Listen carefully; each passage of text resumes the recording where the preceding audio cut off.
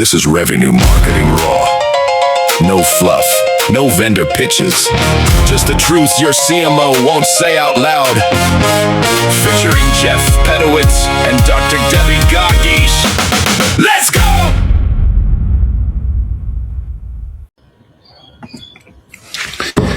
Hey everybody, it's Jeff. We're back for another edition of Revenue Marketing Raw. And today we're talking about the MQL, but not the reincarnation of the MQL, how people are measuring the MQL, but the MQL is dead, gone. Sorry, Serious Decisions. Sorry, everybody that's still measuring this.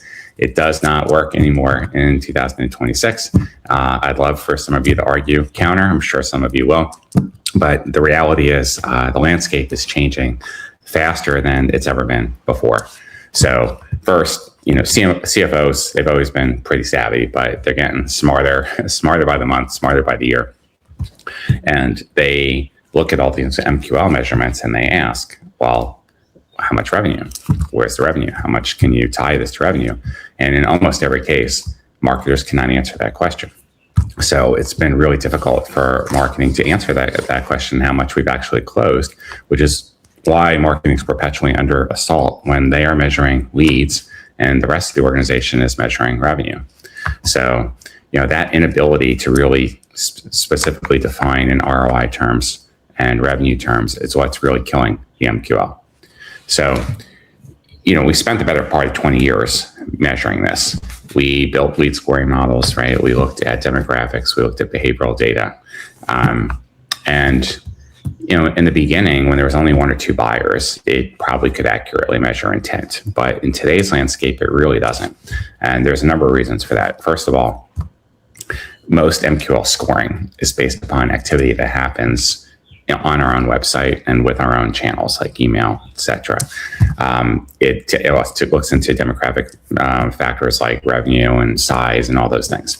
But it doesn't look at intent in all these other channels, the Reddit, Quora, the dark web, LLMs, all these other places. So you're using a scoring model that's horribly outdated. And in most cases, marketers have not updated their lead scoring model in years. So that's one problem.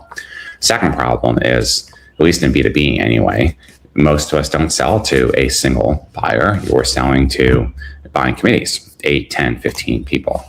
And so if we're even lucky that a salesperson attaches a person to the opportunity, and half the time they still don't in 2026. So you think about those numbers. Half of all opportunities have no context added to them. Marketing markets to people, and sales is closing deals. So 50% right off the bat don't even have any contacts that are associated with that deal. Then the other 50% where there is a contact, it's one. The salesperson's adding one person. But if we're marketing to 5, 10, 15, 20 people, where are all those other people? How are we getting those associated to the deal? So that MQL that we're using as a proxy is statistically completely insignificant. So it really is not measuring the right things at all. And then again, with all the nuances of buying behavior and all the stats showing that it could be 15, 20, 30 touches per person. And then you multiply that times n number of people on the buying committee, the scoring models that we're using is hopefully out of date. So that's a big part of the problem. And so we're using really an invalid, outdated model to forecast direction. And we're running and we're building all these campaigns and we're trying to generate MQLs. And we're using these outdated funnel conversion metrics. And in almost every case, it just doesn't work anymore. For you of you that are out there that are still nailing it, congratulations, you're in rarefied air. But the reality is most people just are not getting it right. So that's a big reason that's happening. And then, when you factor in all the budget pressures, which is no secret what's been happening in B2B marketing over the last 3 years, do more with less. Marketing budgets are getting slashed, even in tech.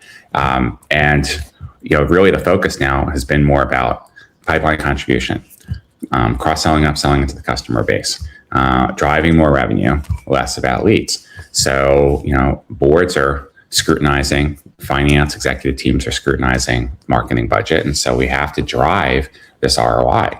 And so it's really, we've always been under pressure by finance for the better part of 15 or 20 years, but never more so. The microscope over these last couple of years has been intense for many marketing leaders. So that's been a big challenge.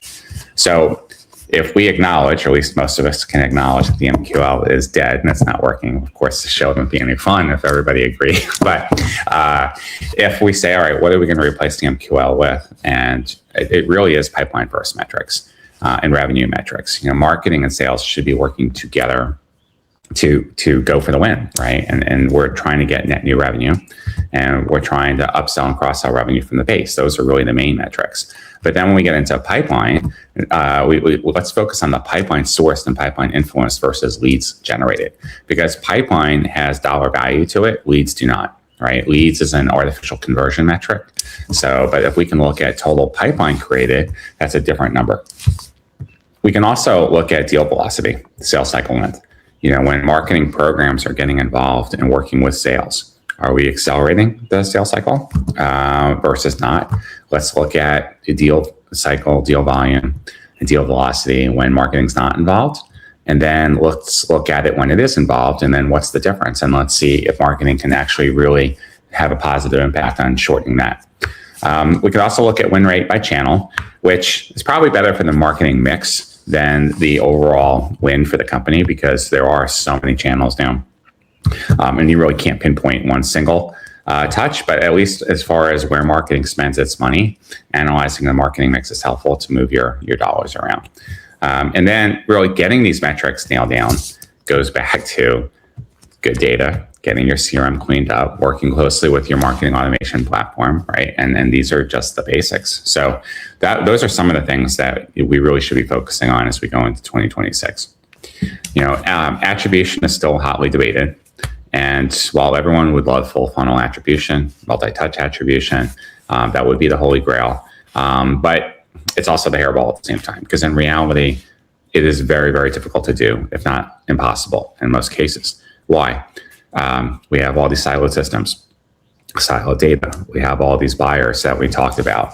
Well, if these buyers aren't getting into the system in the first place, even if you had a good attribution model that you were proud of, what are you running it on? There's no data to run your models on, right? So it makes it really hard to actually do that. Plus, there's just ongoing disagreement about actually how to do attribution the right way and whether or not it's credible. We have long sales cycles. We have those multiple touch points. We have the offline interactions, which, even the best digital tools in the world, even if you're using 6sense and Demandbase and Bambora and all this other stuff, even AI, can't measure what's happening inside boardrooms and conference rooms at the company, the water cooler conversations, right? So there is a lot of offline conversations and information that happens that we're just not tracking. And then again, if our data isn't clean, let alone if we have it at all, you really can't build a model without clean data. So, at least as a practical move, instead of trying to chase the perfect model, just try and get something that's at least directional. But still, I would focus more on pipeline contribution and overall revenue than I would MQL. So, of course, AI is in every conversation right now. It feels like we're in the .com era, but now .ai for everything. And AI can help a lot with statistical modeling and reaching out across different systems and helping us get closer. Things that might have taken us weeks before with Excel spreadsheets and a team of data scientists, we can now do in minutes. So that's really good. AI can help you identify high intent accounts. It can score buying committee signals that we might not be tracking otherwise, and it can predict pipeline. But you still got to get the data right. You still have to be picking the right AI tools. This doesn't mean going out and, in reference to the .com era, don't go out and start buying a whole bunch of AI tools. Use what you have. Almost all of us have Salesforce or HubSpot. Use that combined with Claude or ChatGPT. That's a great place to start. That's going to get you 70% of the way there. Agentforce is fantastic. Breeze and HubSpot is really, really awesome. And then these tools, Claude and ChatGPT in particular, are getting better by the week. So you use those, you're going to be well down the path. But I'd say the big shift that's happening now is marketers have been using AI for content efficiency and production, and great job for those of you that are. And of course, for those of you that aren't, get on it. But I think now being able to use AI for revenue forecasting in 2026 will be key. And so that's going to be a really good place to start. But you got to clean up your data.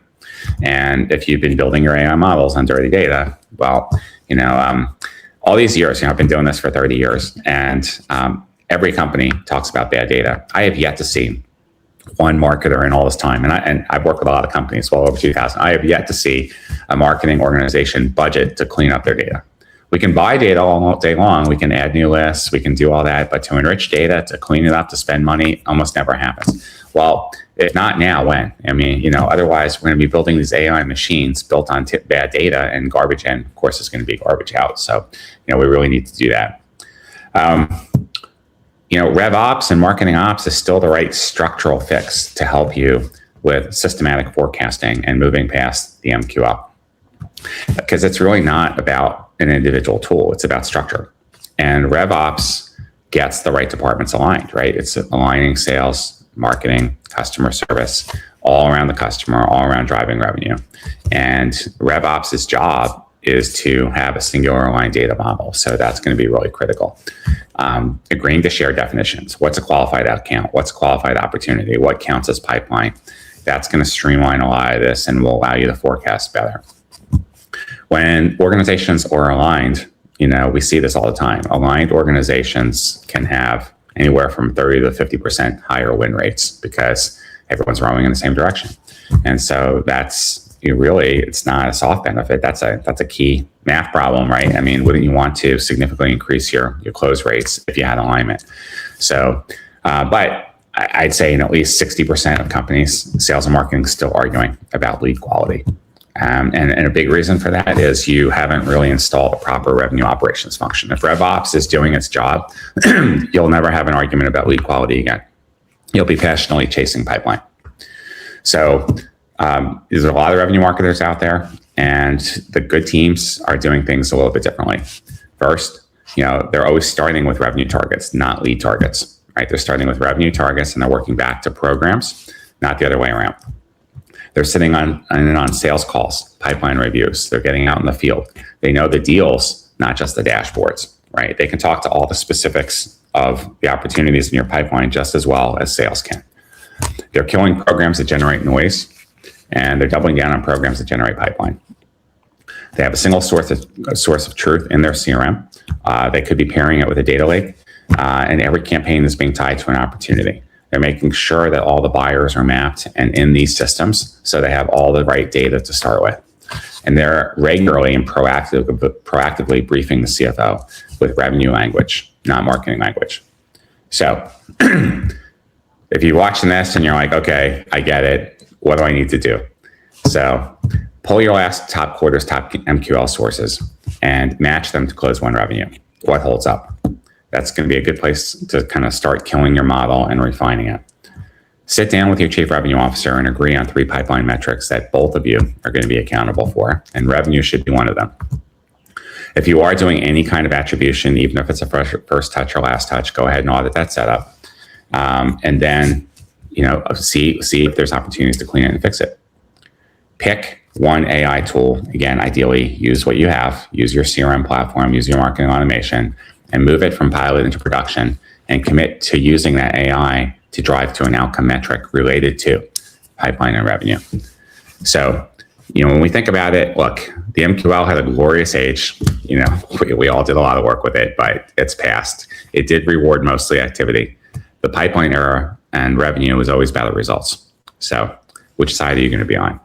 That's all for this week. Appreciate you guys checking in. I'm Jeff. This is Revenue Marketing Raw, and we will see you next week.